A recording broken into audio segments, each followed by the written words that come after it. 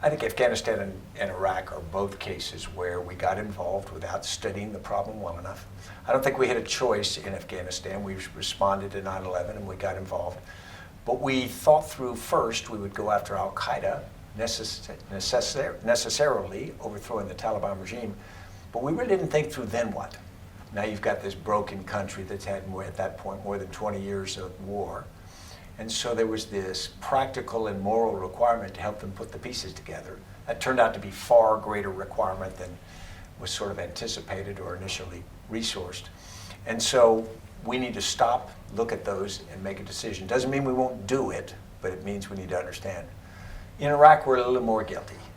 We had a war of choice in Iraq.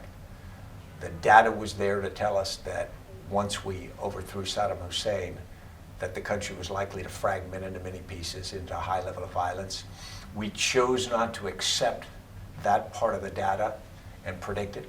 We went in a way that said it would be neat and clean, and of course it wouldn't. Those assumptions were not supportable even at the time.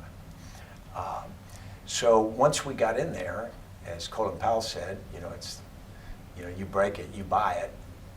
We couldn't just walk away, and so then having to change how we operated was important. And we made a lot of mistakes. We did a lot of things with a short-term mindset, particularly in Iraq. We brought diplomats in for 30 and 90 days, or experts, and we expected them to change things, and they couldn't. We rotated military forces. We didn't really think through the problem that this was going to be a counterinsurgency over time, so we didn't, in terms of our doctrine or how we trained our force, we didn't really prepare ourselves for that. But most importantly, we didn't prepare the nation for that. If you're going to do something that takes a long time, historically it takes 11 years to lose a counterinsurgency. It takes 13 to win one. Now that's the historical sweep. And although we've been in both of those a long time, had we started in both cases and looking at the American people and saying, we're about to embark upon something that historically is going to be a long-term commitment. It's going to be frustrating, it's going to be difficult.